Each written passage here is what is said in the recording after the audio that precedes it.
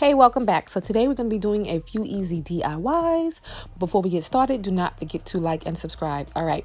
So for this one, I'm just taking a pillow insert that I do have to get the shape that I want, the size, whatever, that I want for this one. I'm using denim. So denim is easy because you just give it a little snip and then you can tear it and make sure you have a good straight line. I'm using scrap fabric so you can see that it's like all cut uneven. So tearing it is a good way to make sure that everything evens out and it's all good. So once I get the shape that I want for the front of the pillow, then I'm just going to lay it out and I'm going to go on to the next step. So for the next step, I'm just using clothesline rope that I had left over. This is about a 1/4 of an inch. It's a natural color. And then I'm just going to make the shapes of the letters that I want and try to do it continuously, kind of like a script letter. You can do this with any lettering. So I chose to do the word home, but like I said, you could do it with any lettering and wording that you want.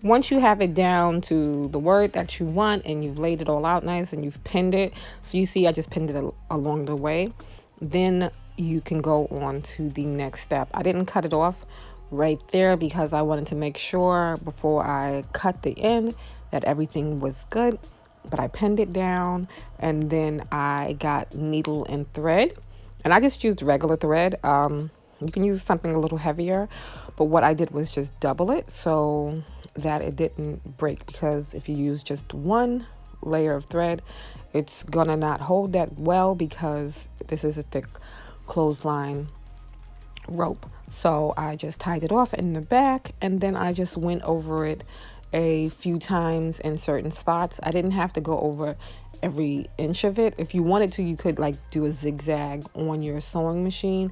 It would be a little difficult because of the rope. It is rather thick, so you would have to make certain adjustments to be able to do that, but I just hand stitched it, went over a few times in certain sections, and then when I was done I tied it off and cut it from the back, and that's basically it for that part. And then I went on to the back side. For the back side, I didn't have enough fabric because I said I was using scrap fabrics. So I had to do kind of like a patchwork type thing in the back, and this would be a good opportunity like to use your scrap fabrics to do something cute if you wanted to do. But I just used the same denim and just did little strips, and for the strips that weren't long enough, I cut little pieces, and you'll be able to see when I get to the back, and made a kind of a patchwork type thing there. And also then I sewed the pieces right side to right side, left a little opening in them so that I would be able to stuff the stuffing in once I turned it, and then I'm just going to fold that opening in and top stitch it, and that is it. I'm done.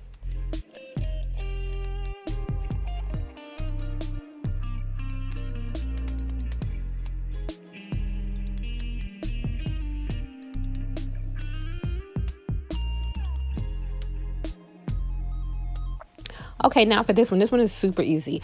Okay, if you didn't know, AC Moore is closing or closed. I don't know what everything going on, but I found this little plant thing.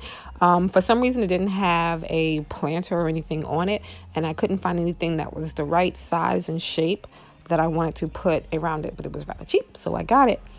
So what I'm going to do is just take some dollar store rocks, because you know they sell the bag of rocks that they have, and just so you know, the case came from the dollar store too, and it's cute because it has a little opening at the top where you can put smaller things. But anyway, so I am just going to take the rocks, like I said, from the dollar store, and I'm going to place them around and hot glue them. And here you can play around with the sizing because they're not all shaped the same way and different things. So you're going to have to kind of put it together like a puzzle piece to make sure there's no big gaps. So I just played around with that and hot glued them directly onto what would be like the dirt that they had there and went all the way around. And that's basically it for that. And then you're done and you have like a little custom rock planner.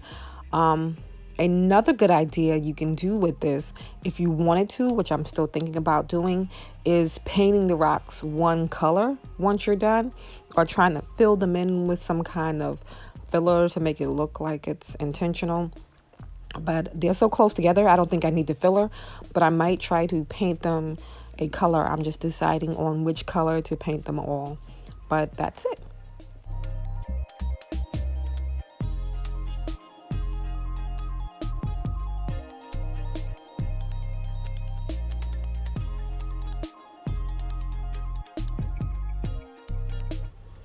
Okay, so on to the next one. So this one is another tray that I got from AC Moore. The things that I got from AC Moore, you can also find at like Michael's or Joann's or what have you, or even on Amazon.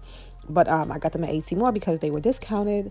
So for this one, I'm just going to try to do a marble paint. So I'm painting the base white because I got this paint from Walmart. It didn't go on as thick as I would like.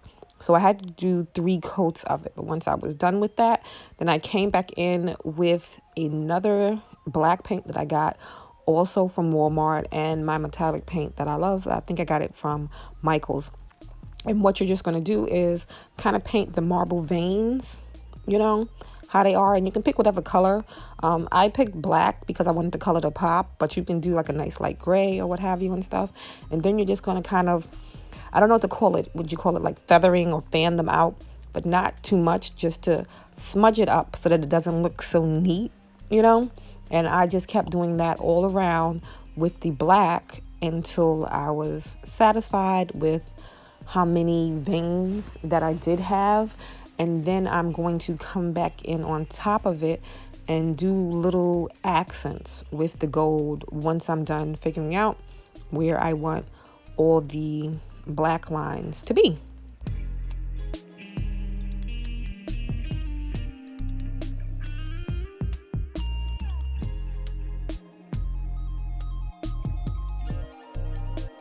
Okay, so once I was done with that, like I said, I came back in with the gold. With the gold, you don't have to do the fanning out and you don't have to do it heavy. You just want little pops of the gold to come through.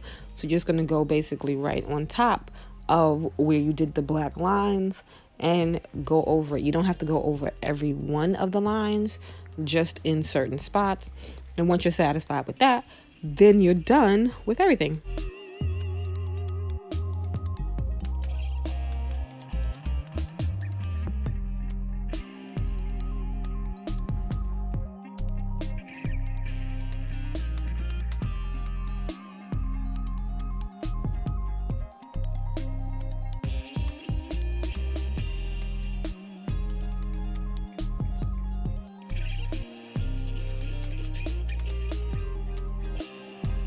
And that's it. And with this, you could do it on a larger scale. You could do it on a smaller scale. But it looks real cute, and it's a cute way to customize. And because of the curves, you couldn't use the contact paper like everybody does. So it's a good way to paint your own marble.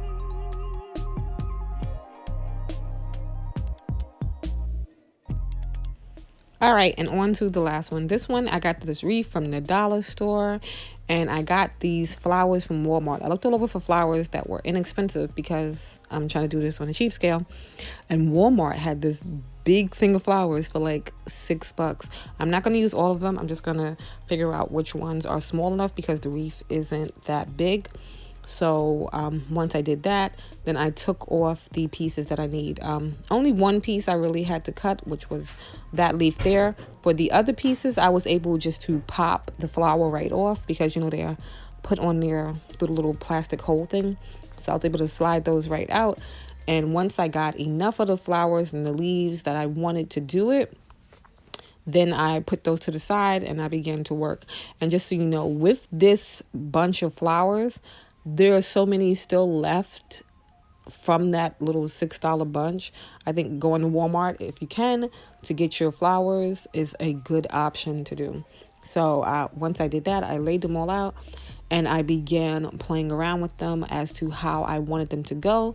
And then once I decided, I started to hot glue them into place.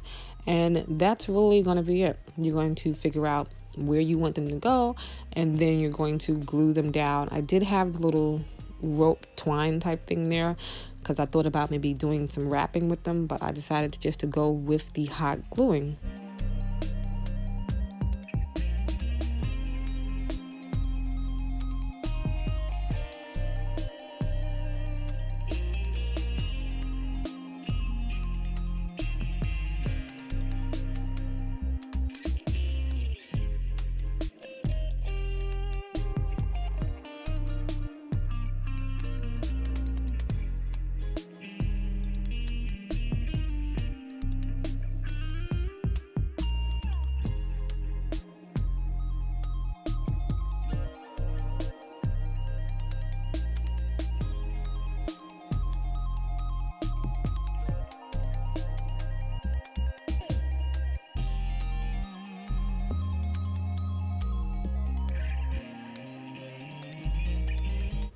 All right, now that I'm done with that part, I went on to the letters. These letters were about 36 letters in the pack, and they were a couple of dollars. They did have ones with more letters in the pack, but they were smaller.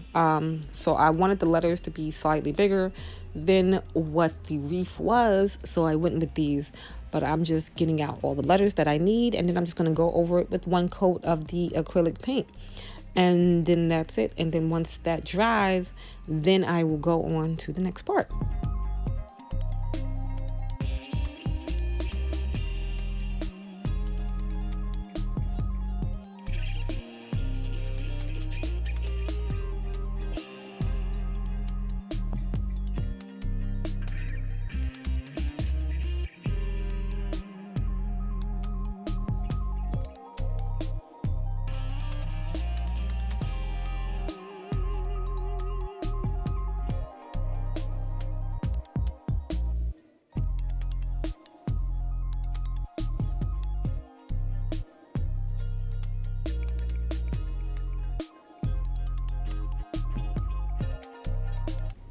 Once all the letters have dried and you gotten all the cracks in the sides, then I just took them off. They did stick a little bit to the newspaper, but that was all right because it was on the back.